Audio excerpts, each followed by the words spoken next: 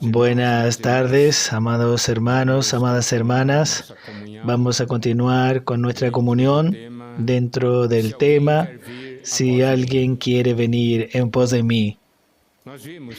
Nosotros vimos que el Señor no obliga a nadie a ir en pos de Él. Él habla eso para sus discípulos, para que ellos, los que un día Él llamó, les dice: si alguien quiere venir en pos de mí.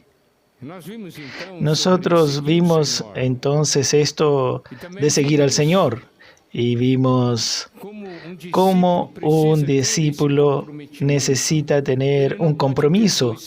Él no puede tener dos señores. Él no puede querer las cosas de la tierra juntamente con las cosas del cielo.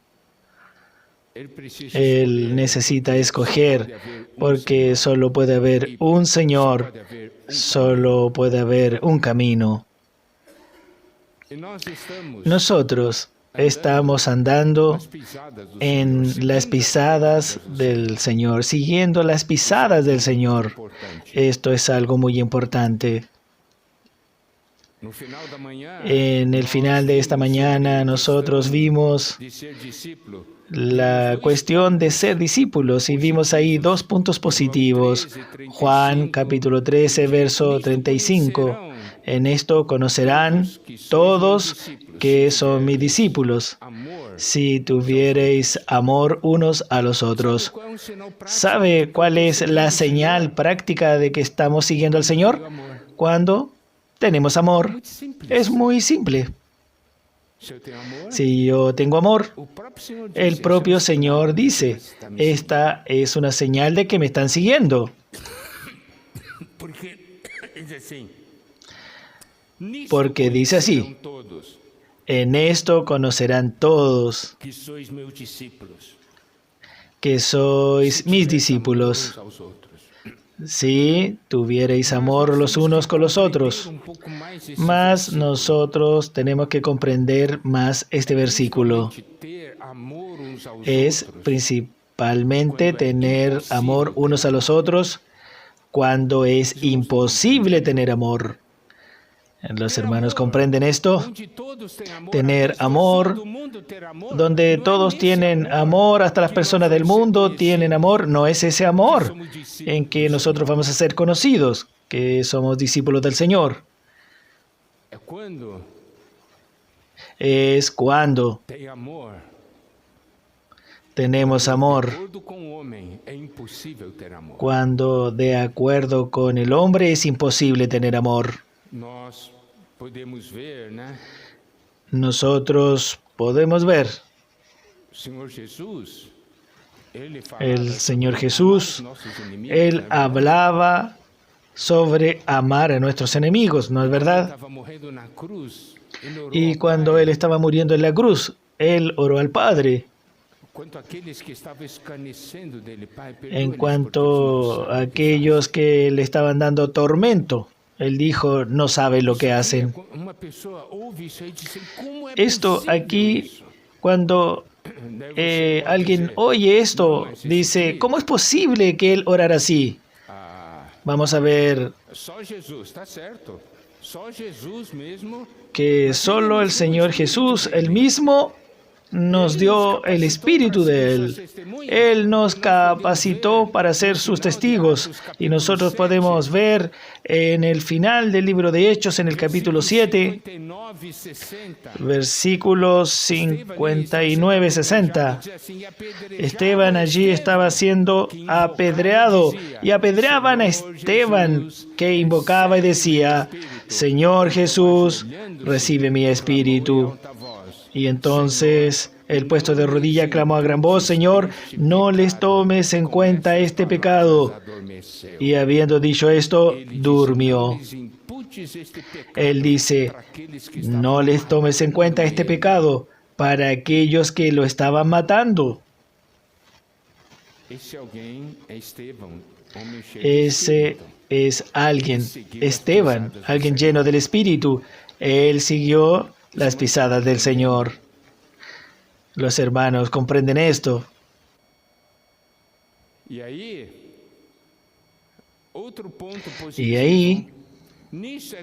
otro punto positivo. En esto es glorificado mi Padre, en que deis mucho fruto. Juan 15:8. Y seáis así mis discípulos. En la versión NAA, en esto es glorificado mi Padre, en que vosotros den mucho fruto, y así mostrarán que son mis discípulos. Entonces, nuestro fructificar es una señal de que somos discípulos del Señor, que estamos siguiendo al Señor. Y ahí, otra porción, Evangelio de Juan, capítulo 8, versículos 30 y 32. Dicho estas cosas, muchos creyeron en Él. Dijo pues Jesús a los judíos que habían creído en Él. Entonces usted puede ver, Él habla una palabra no para el pueblo, sino para aquellos que han creído en Él. Y dice así: si ustedes permanecen en mi palabra, sois verdaderamente mis discípulos. Conoceréis la verdad y la verdad os hará libres. Este es un versículo muy importante. ¿Por qué? Porque dice así: si ustedes permanecen en mi palabra, ¿ustedes no son mis discípulos? Entonces tienen que oír mi palabra. No tienen que oír la palabra que sale de su mente corrompida, de su vida del alma caída. No deben oír la voz del mundo, ni la voz del enemigo. Ustedes deben permanecer en mi palabra. Si ustedes permanecen en mi palabra, ustedes serán verdaderamente mis discípulos. Sois verdaderamente mis discípulos. Significa que ustedes permanecen en mi palabra. Mi palabra les va a dar poder para que ustedes me sigan. Y dice así: y conoceréis la verdad, y la verdad os hará libres. Eso quiere decir que vamos a tocar en la realidad del Señor. Y vamos a ser libertos para seguir al Señor.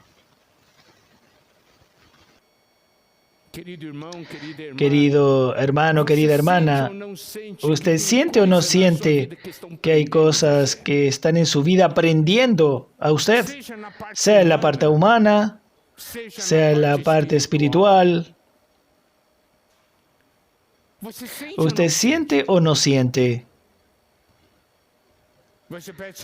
Usted puede decir: Señor, me libra de esto. Mas lo peor es que usted no quiera ser librado de eso. Yo odio a aquel hermano y no quiero amar a ese hermano. Yo no quiero ser liberto de ese odio. ¿Comprenden? Yo quiero quedar donde estoy. Eso no es seguir al Señor. Mas si yo permanezco en la palabra del Señor, entonces yo voy a seguir al Señor. Y yo voy a conocer la verdad. Y yo voy a conocer la realidad nueva. Querido hermano, querida hermana, cuántas cosas tremendas y nuevas nosotros no experimentamos porque todavía estamos agarrados en lo viejo, en lo que es pobre. Conoceréis la verdad y la verdad os libertará.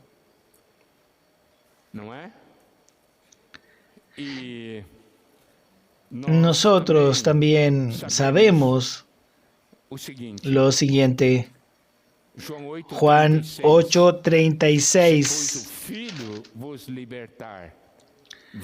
Así que si el Hijo os libertaré, seréis verdaderamente libres. Hermanos, ¿por qué es que estamos compartiendo esta palabra? Porque nosotros estamos en este nuevo comienzo. Y Dios quiere bendecirnos mucho. Nosotros vamos o no vamos a seguir al Señor.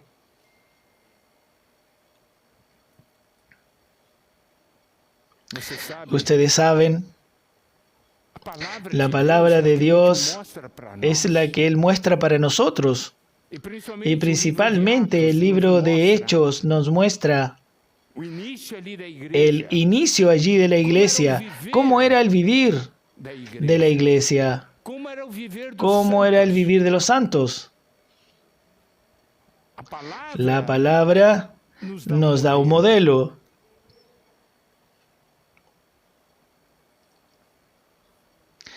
Aquí el Señor está hablando sobre ser discípulo. ¿Qué es ser un discípulo? No es simplemente ser un seguidor. Nosotros tenemos que comprender que en aquella época, para que usted pudiera aprender una profesión, no había universidad o algunas cosas así, escuelas técnicas. Usted que si quería ser un carpintero, usted tenía que procurar un carpintero para que fuera su maestro.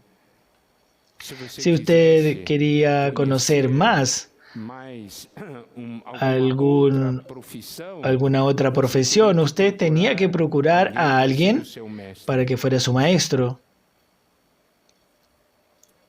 Entonces, cuando usted buscaba en aquella época que fuera su maestro, si ese maestro lo aceptaba, yo te recibo como mi discípulo, yo te voy a pasar todo lo que yo sé y todo también lo que yo soy.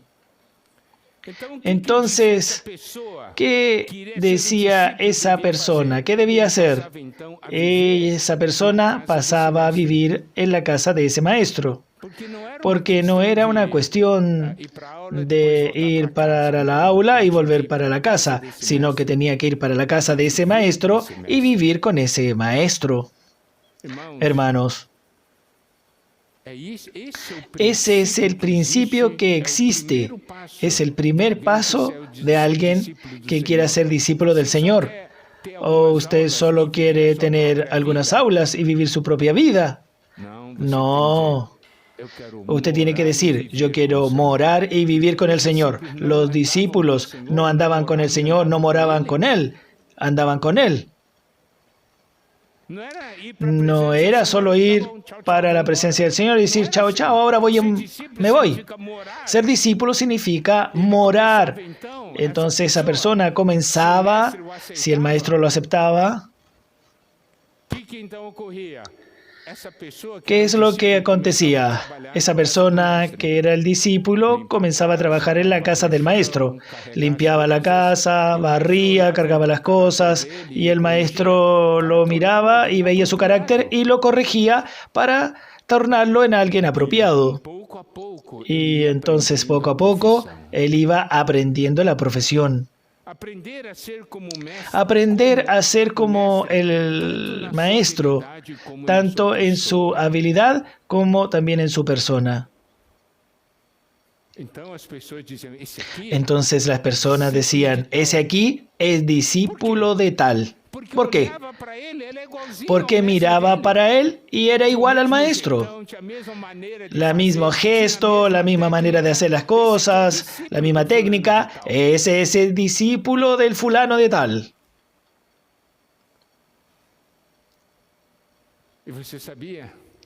¿Y usted sabía cómo nuestros hermanos eran llamados en el inicio, allí en ellos? Ellos se llamaban discípulos, discípulos de Jesús, porque las personas miraban a ellos. Ese aquí es un discípulo de Jesús, ¿no es cierto? Ellos hablan lo que Jesús hablaba. Hacían lo que Jesús hacía. Hechos capítulo 6, versículo 1, la primera parte dice, en aquellos días, multiplicándose el número de los discípulos. Querido hermano, querida hermana, si usted sigue al Señor, usted va a ser conocido como el discípulo del Señor. Hoy una persona mira para usted y consigue ver que usted es un discípulo del Señor? Hechos capítulo 6, versículo 2, primera parte dice, entonces los 12 convocaron a la multitud de los discípulos. ¿Está viendo? Las personas miraban y decían, esos son los discípulos.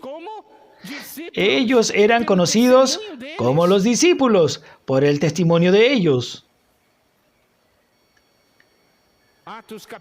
Hechos capítulo 6, versículo 7. Y crecía la palabra del Señor, y el número de los discípulos se multiplicaba grandemente en Jerusalén. También muchos de los sacerdotes obedecían a la fe. Hechos capítulo 9, versículo 1. Saulo, respirando aún amenazas y muerte contra los discípulos del Señor, vino al sumo sacerdote. ¿Puede ver aquí? En el inicio, ellos eran conocidos como los discípulos del Señor.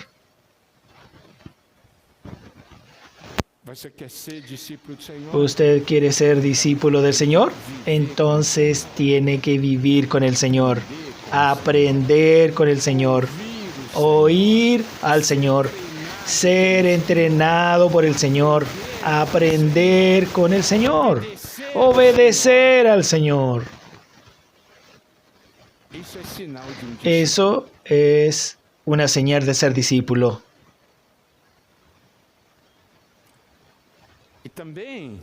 Y también eran conocidos como aquellos de la fe, aquellos que obedecían a la fe. Hechos capítulo 6, 7. Y crecía la palabra del Señor, y el número de los discípulos se multiplicaba grandemente en Jerusalén. También muchos de los sacerdotes obedecían a la fe. Quiere decir que ese grupo de personas tiene una fe específica. Aquellos que ellos creían en el Señor Jesús. Hechos capítulo 8, versículo 13. También creyó Simón mismo y, habiéndose bautizado, estaba siempre con Felipe. Y viendo las señales y grandes milagros que se hacían, estaba atónito.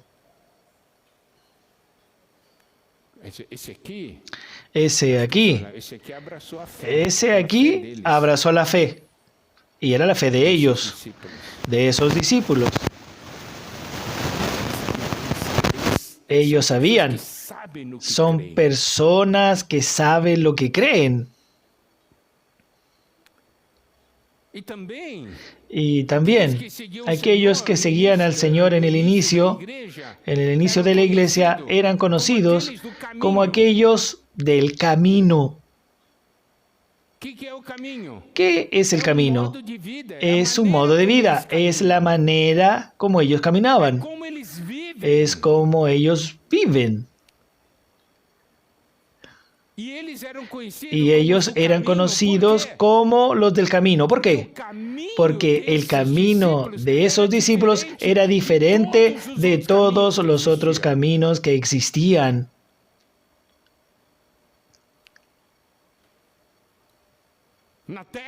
En la tierra hay muchos caminos, mas todos poseen características terrenas.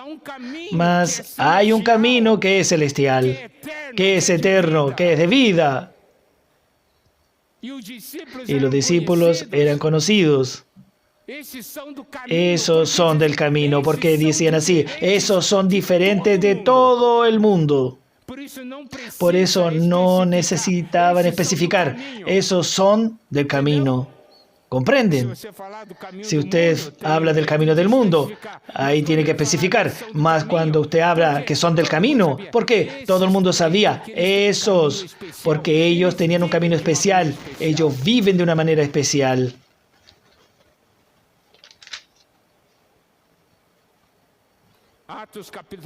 En Hechos capítulo 9, verso 2, y les pidió cartas para la sinagoga de Damasco a fin de que si hallase algunos hombres o mujeres de este camino, los trajese presos a Jerusalén.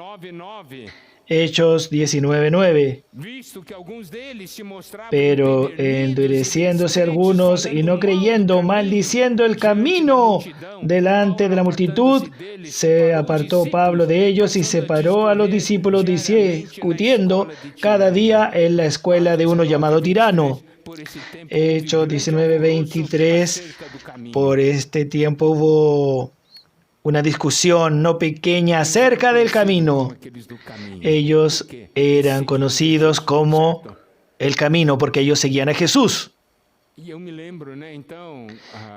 me acuerdo, unos 2 años atrás, cuando nosotros comenzamos a andar debajo de la dirección del Señor, muchos hermanos preguntaban para mí, hermano Miguel, ¿y ahora cuál será nuestro camino de ahora en adelante?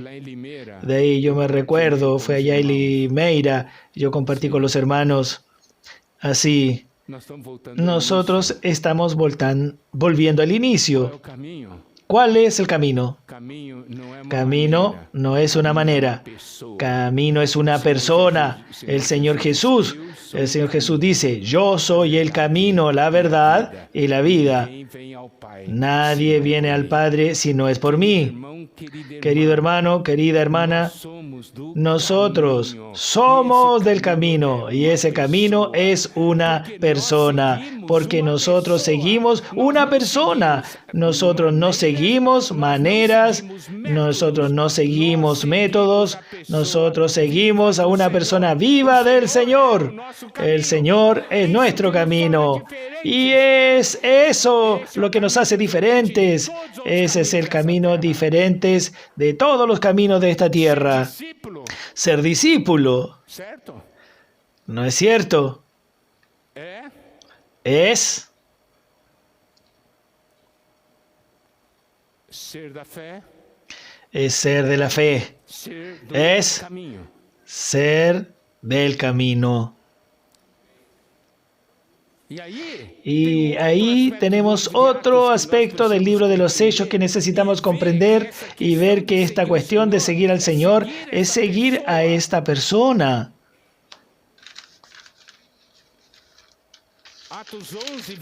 Hechos 11:26 dice así: y se congregaron allí todo un año con la iglesia e enseñaron a mucha gente. Y a los discípulos se les llamó cristianos por primera vez en Antioquía. Miren, es muy interesante una cosa. El libro de los Hechos no registra cómo los hermanos se denominaban. Registra cómo las personas denominaban a los hermanos. ¿Están percibiendo esto? Eso es testimonio. Entonces, aquí surge por primera vez la palabra cristianos. Eran discípulos, eran conocidos como discípulos. Entonces, las personas los llamaban de discípulos y fue en Antioquía que los discípulos por primera vez fueron llamados de cristianos. ¿Qué significa cristianos? Es hombre en Cristo. Hombre en Cristo, hombre de Cristo. ¿Por qué? Ellos miraban así. ¿Saben quién es esa persona? Ellos hablan de Cristo a toda hora. Ellos cantan Cristo. Ellos oran a Cristo. Solo saben de Cristo. Viven para Cristo. Trabajan para Cristo. Disfrutan de Cristo.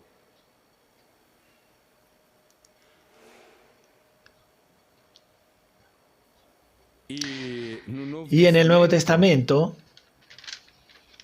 hay 3 porciones en que se menciona esta palabra cristiano.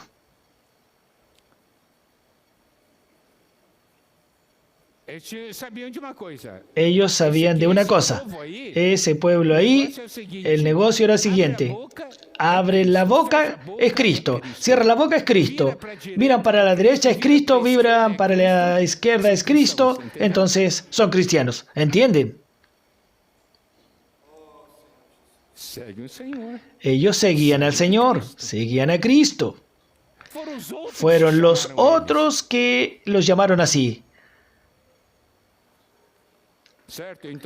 Entonces, en primer lugar, donde surge esta palabra cristiano es Hechos 11:26. Y el segundo lugar está en Hechos 26, verso 28. El rey Agripa se refirió a Pablo y le dijo, por poco me persuades a ser cristiano. Por poco. Usted me hace un cristiano, hace que me torne un cristiano. Mas cuando él usó esa palabra de hacerse cristiano, era en un sentido despreciativo. Ser cristiano en aquella época era ser un loco. Como usted puede ver en Hechos 26, versículo 24, dice así.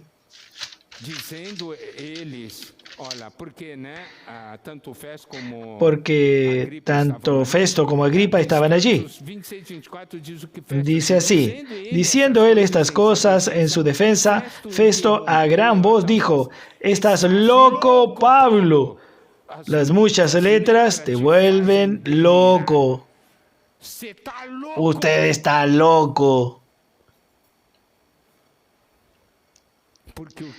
Porque lo que ellos hablaban, el hombre natural no podía comprender. Estás loco.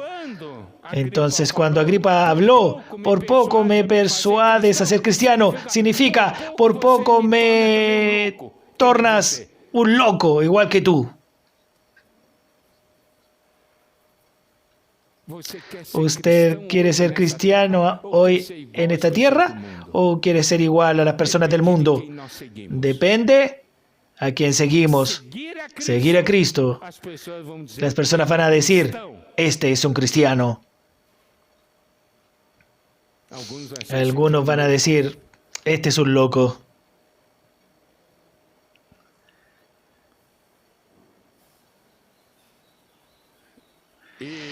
Y en tercer lugar, donde se menciona la palabra cristiano, volviendo al punto de Hechos 26, 29, dice así, y Pablo dijo, quisiera Dios que por poco o por mucho, no solamente tú, sino también todos los que hoy me oyen, fueseis hechos tales cual yo soy, excepto estas cadenas. Si Dios permitiese que usted se tornara un cristiano como ese loco, puede ver esto. Y ahí la tercera porción que habla sobre cristiano está en 1 de Pedro, capítulo 4, verso 16.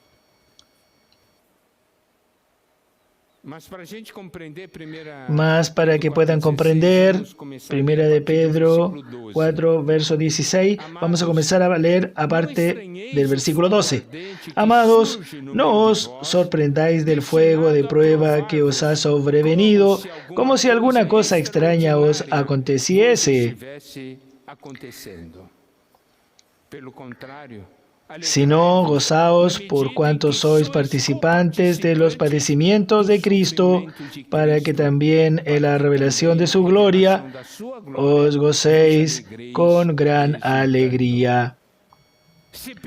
Si sois vituperados por el nombre de Cristo, sois bienaventurados, porque el glorioso Espíritu de Dios reposa sobre vosotros.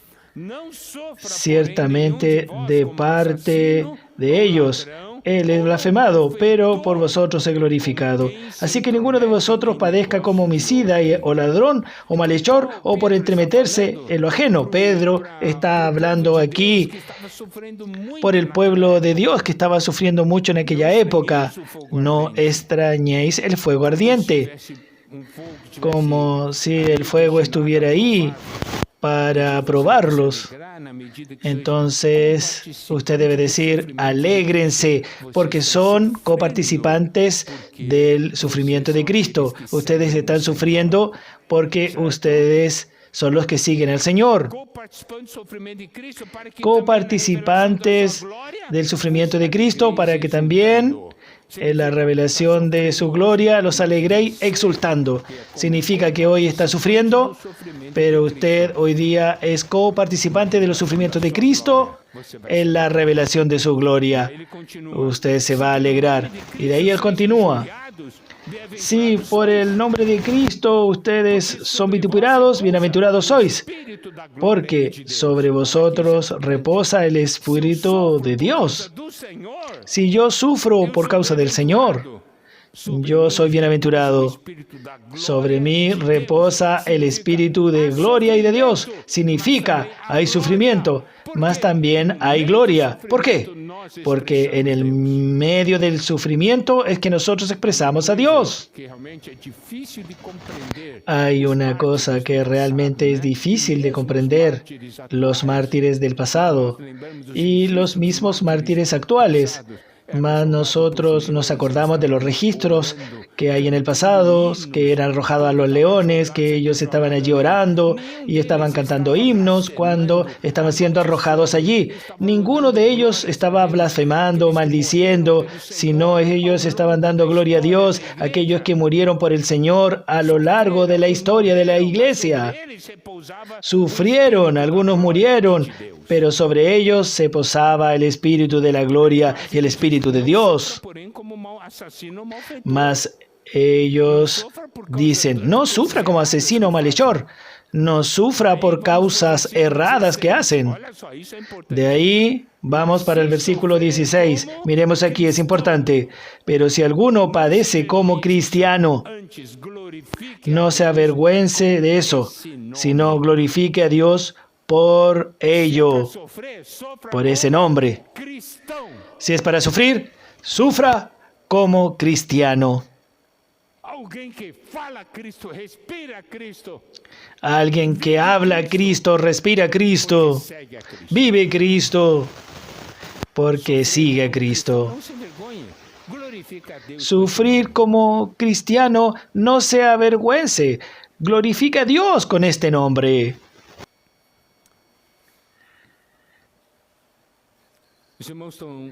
Los hermanos están comprendiendo lo que es seguir al Señor y la expresión del testimonio de alguien que sigue al Señor. Es un testimonio que hace que las personas den un nombre para decir, este tipo de gente no existe en la tierra. Hay que crear un nombre nuevo para ellos, el camino. Ellos son cristianos. No existía esa palabra cristianos. Ahora, nuestro deseo es que siguiendo al Señor, el Señor nos llamó para seguirlo, para que seamos sus discípulos.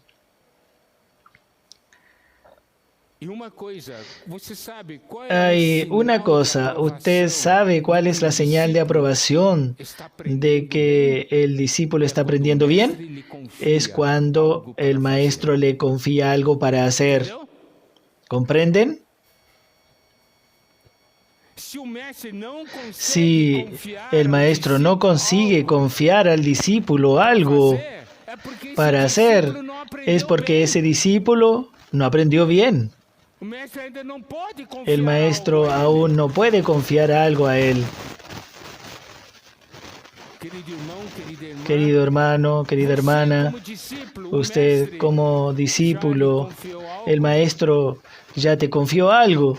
En Lucas capítulo 10, versículo 1 dice, después de esto el Señor designó otros 70 y los envió de dos en dos para que lo presidiesen en cada lugar, en cada ciudad, en cada lugar donde él estaba para ir. El Señor en aquella época tenía muchos discípulos.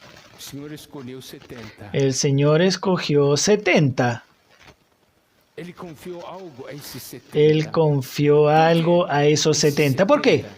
Esos 70 habían aprendido algo con el Maestro. ¿Cuántos de nosotros, de los que estamos aquí en este momento? Yo hallo que hay unos 150 más o menos. Imagina que el Señor aparezca aquí y el Señor dice así: yo voy a escoger 70. Yo voy a escoger 70. Ahora yo quiero hacer la siguiente pregunta. Usted como discípulo, usted va a decir: uy, que no me escoja. O usted va a decir: que me escoja. Hermano, ¿cuál es su actitud?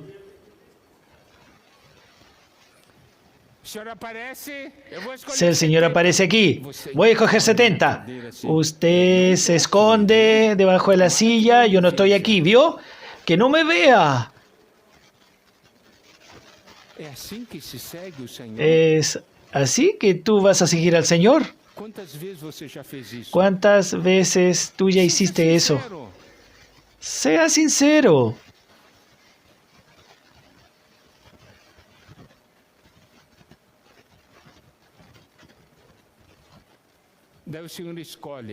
De ahí el Señor escoge. Y ahora usted no fue escogido. ¿Cuál va a ser tu reacción? Aún, qué bueno que no me escogió. ¿Será así? ¿O tú vas a llorar? Señor, ¿por qué usted no me escogió? ¿En qué puntos yo no aprendí de una manera adecuada? Señor, ¿dónde están mis fallas? Muéstralas para mí. Yo quiero saber porque cuando usted escoja la próxima vez, yo quiero ser escogido. Eso es un corazón de alguien que sigue al Señor. Hoy, en este nuevo comienzo, el Señor te está preguntando: ¿quién quiere seguirme? ¿Quién quiere tomar la cruz? Negarse a sí mismo.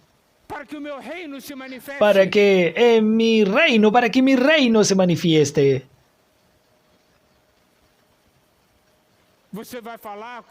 Usted va a hablar como Isaías.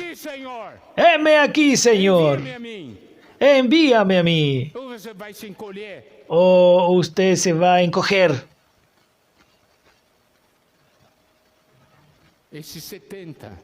Esos 70 tuvieron experiencias maravillosas. Ustedes después pueden ver ahí en Lucas, cuando ellos volvieron, la alegría de ellos. Ellos aprendieron algo con el Maestro.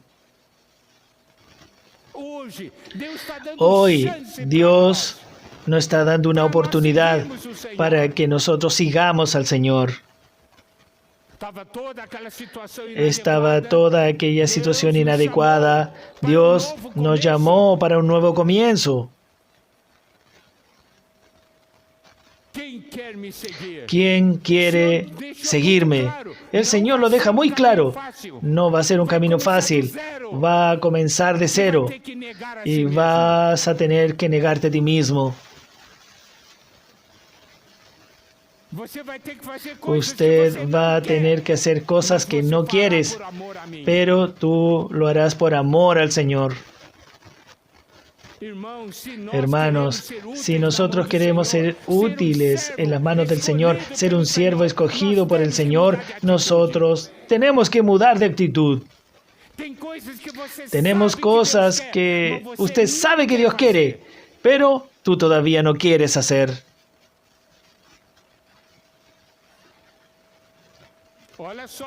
Mira, Él designó a 70 y los envió de 2 en 2 para que lo presidiesen en cada ciudad, en el lugar donde Él estaba para ir. Ustedes van a ir primero, porque después voy a ir yo. ¡Qué misión gloriosa! Existen aquellos entonces que aprendieron algo y el Señor los comisionó. Existen aquellos que aprendieron más. En Lucas capítulo 9, versículo 1, dice, habiendo reunido a sus 12 discípulos, les dio poder y autoridad sobre todos los demonios y para sanar enfermedades. Aquí, el Señor llamó a 12, un número menor. Digamos que usted fue llamado dentro de los 70. Bueno, de más. Y el Señor dice, pero ahora yo voy a escoger a 12. Y ahí, ¿cómo queda? El Señor escogió a 12. ¿Por qué? Porque ellos aprendieron más.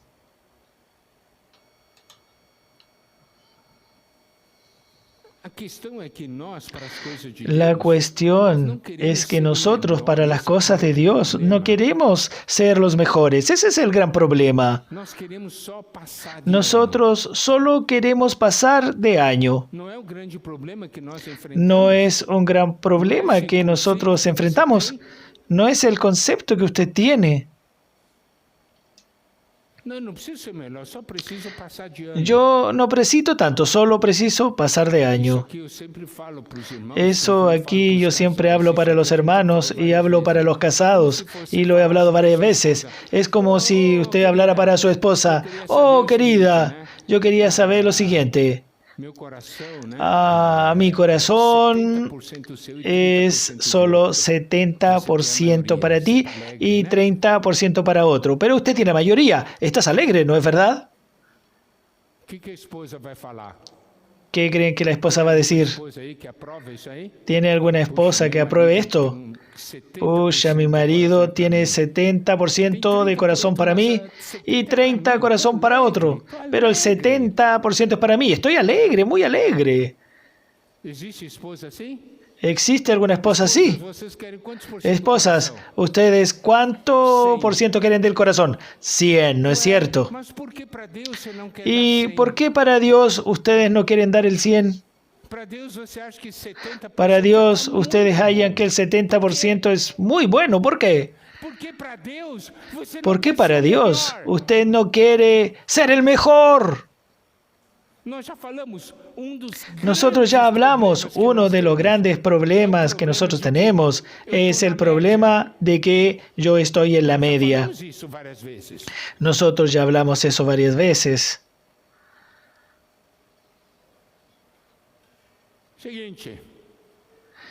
Siguiente, hermanos. ¿Cómo es que tú estás? Bien, bien no estoy. Pero mal tampoco estoy.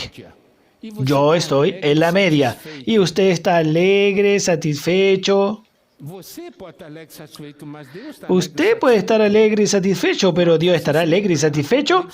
Ustedes recuerdan Apocalipsis capítulo 3, versículo 15. El Señor dice, yo conozco tus obras, que ni eres frío ni caliente. Ojalá fueres frío o caliente, pero por cuanto eres tibio y no frío ni caliente, te vomitaré de mi boca. ¿Usted halla que ser tibio está bien? ¿Está en la media? ¿Está bien? Dios detesta lo que es tibio. Él quiere vomitarlo. Dios prefiere o frío o caliente. Toma una posición.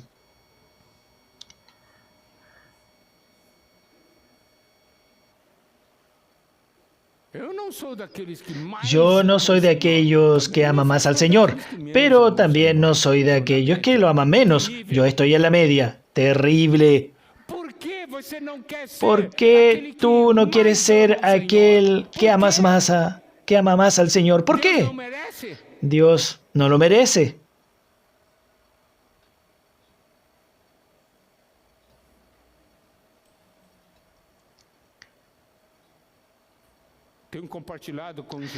Tengo compartido con los hermanos. ¿Ustedes saben lo que es quedar en la media? existe una palabra llamada mediocre.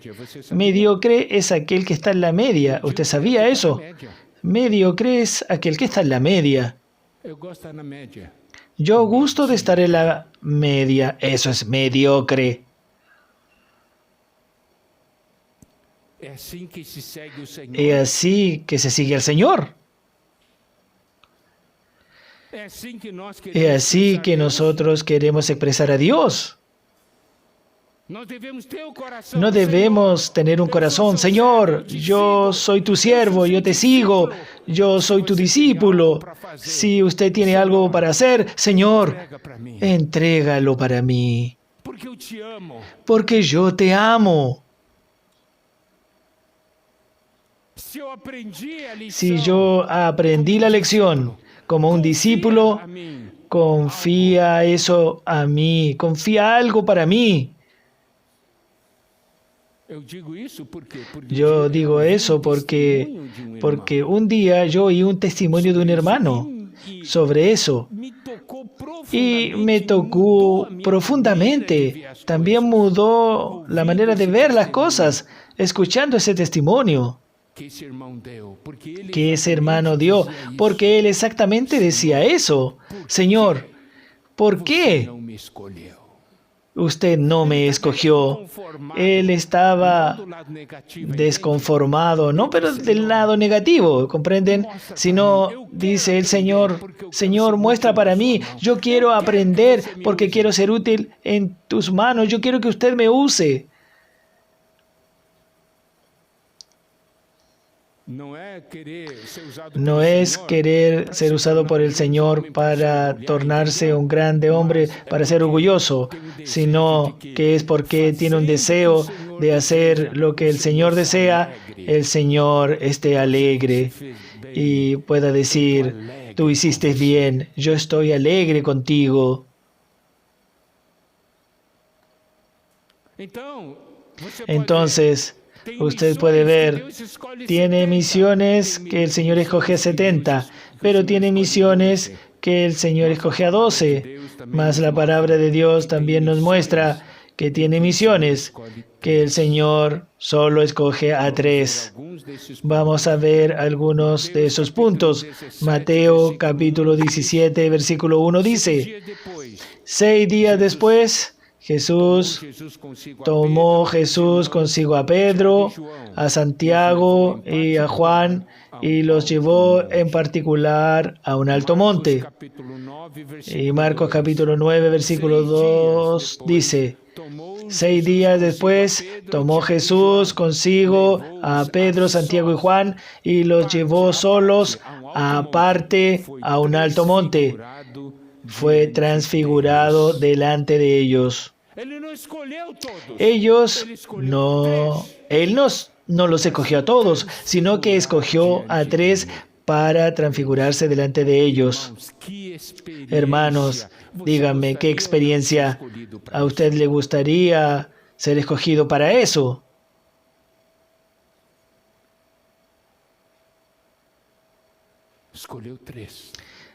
Él escogió solo a 3.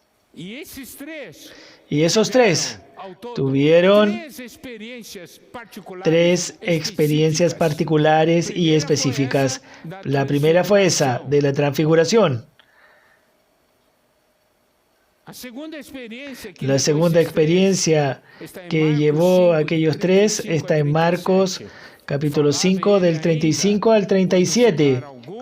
Mientras aún hablaba, vinieron de la casa del principal de la sinagoga diciendo, tu hija ha muerto, ¿para qué molestas más al maestro?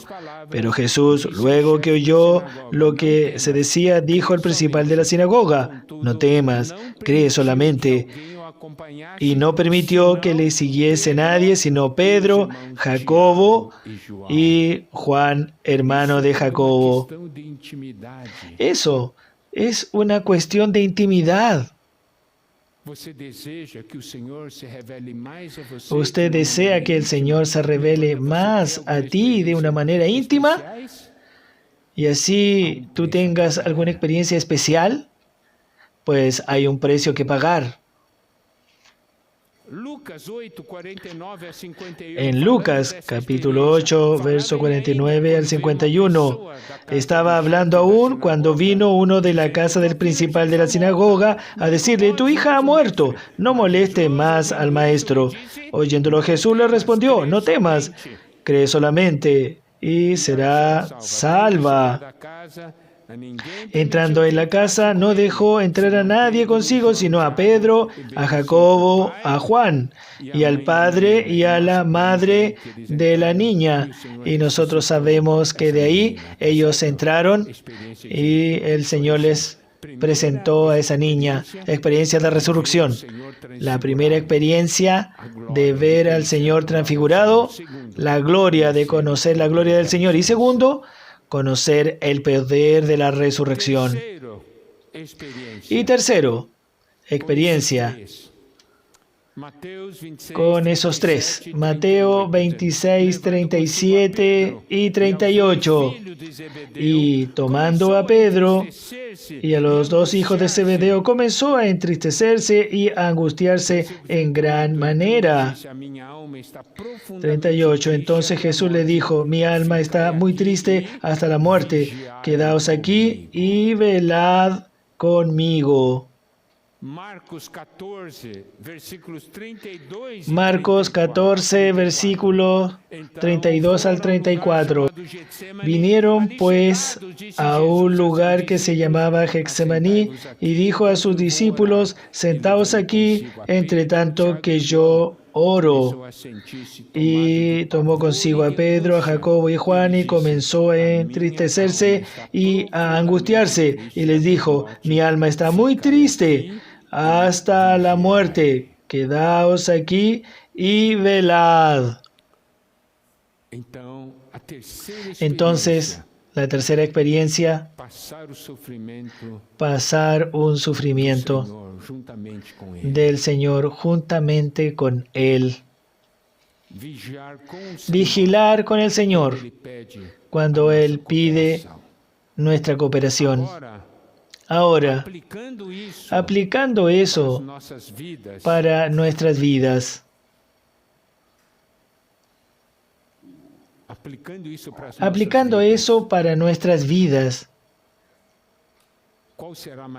¿cuál será la manera?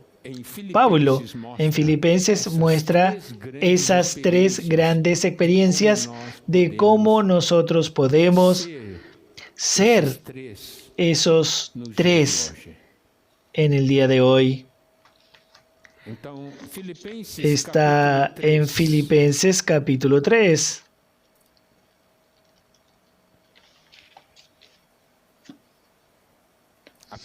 A partir del versículo 7. Pero cuántas cosas eran para mí ganancia, las he estimado como pérdida por amor de Cristo. Esto es alguien que sigue al Señor. Yo no miro para mi lucro.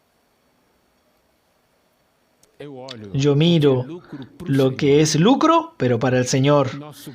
Nuestro gran problema, cuando muchas veces servimos a Dios, es que nosotros miramos para nuestro lucro. No miramos para la ganancia del Señor.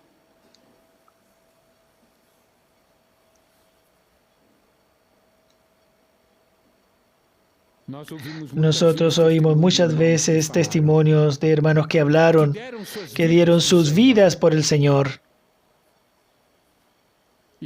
Y ellos hablaron: Señor, si es para su alegría y es para el bien de los hermanos, yo voy a pagar cualquier precio.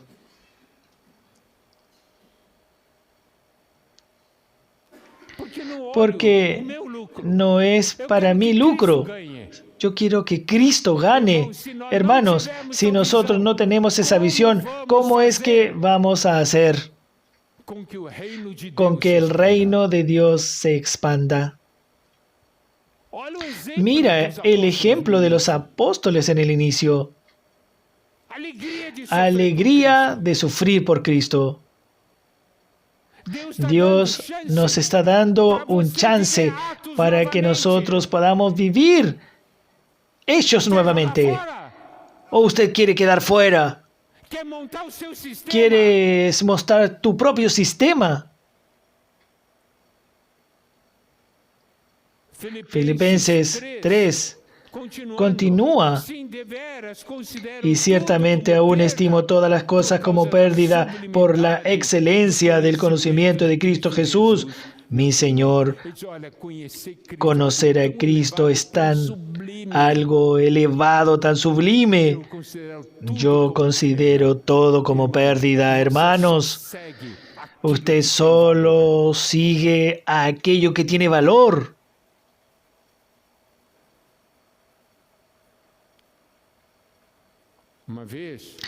Una vez, un siervo de Dios habló.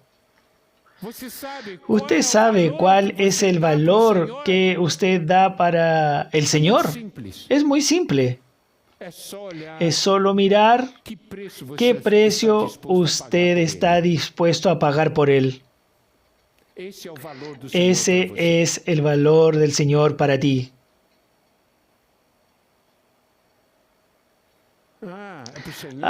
¿Es para el Señor? No, yo no quiero pagar un precio elevado, no. Yo voy a pagar un precio pequeño. Yo solo puedo pagar un precio pequeño porque si no voy a salir perdiendo. Ese precio pequeño es el valor del Señor para ti. Yo estoy dispuesto a dar mi propia vida. Ese es el valor del Señor para ti.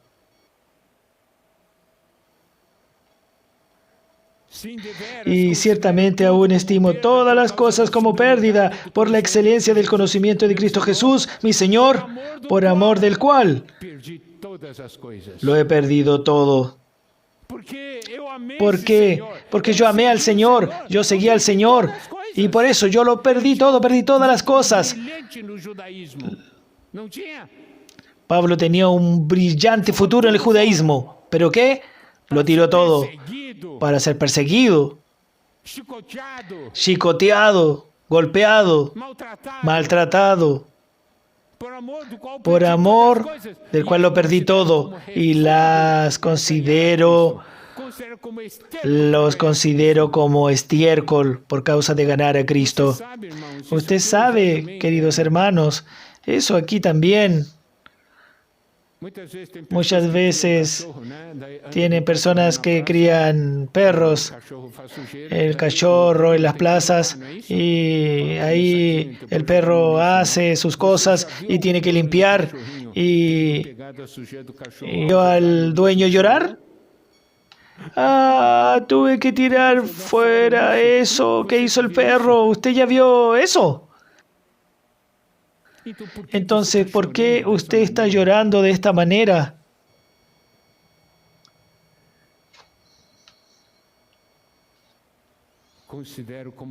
Considero como pérdida para ganar a Cristo.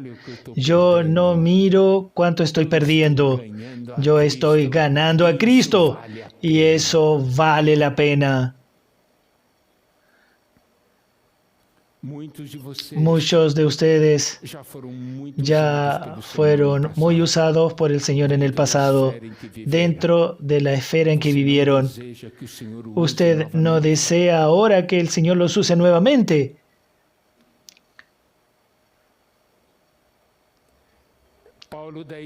Pablo de ahí dice así: considero como pérdida todo para ganar a Cristo y ser hallado en Él. Todo lo que yo quiero es ser encontrado en Cristo. Todo lo que yo quiero es estar en Cristo. Y por eso yo sigo a Cristo, para estar en Cristo.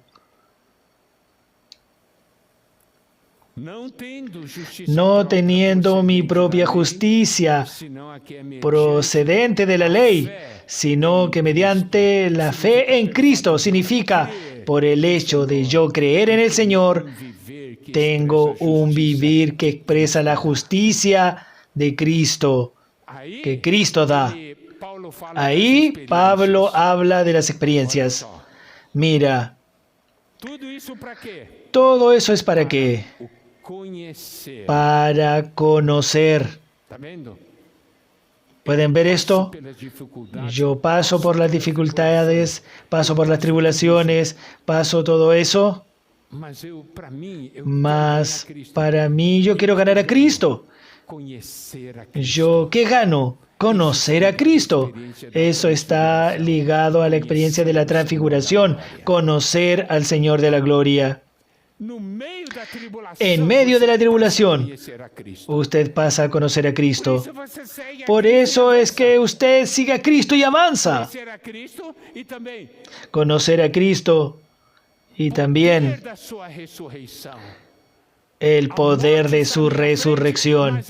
La muerte está ahí al frente, mas yo avanzo porque tengo la promesa de la resurrección.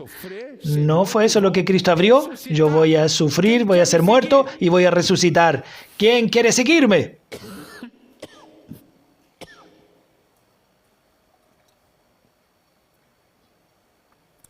Conocer a Cristo, su gloria, conocer el poder de su resurrección, aquella experiencia de Jairo, aquellos 3 participaron, y aún hay más. La comunión de los sufrimientos, conformándome a Él en su muerte. Ellos vieron los sufrimientos de Cristo allí en el Getsemaní. Y ahí Él dice, para que de algún modo alcanzar la resurrección de entre los muertos. Esto es la suprema resurrección. ¿Esto es qué? Es ser un vencedor. Dice, yo paso por todo esto porque yo creo en la victoria, porque yo sigo a Cristo. Queridos hermanos, queridas hermanas, termino aquí. Este es mi encargo. Todo deseo que yo tengo es que el Señor haya revelado alguna cosa esta mañana, en esta tarde, para hacer con que cada uno de nosotros siga a Cristo. Amén.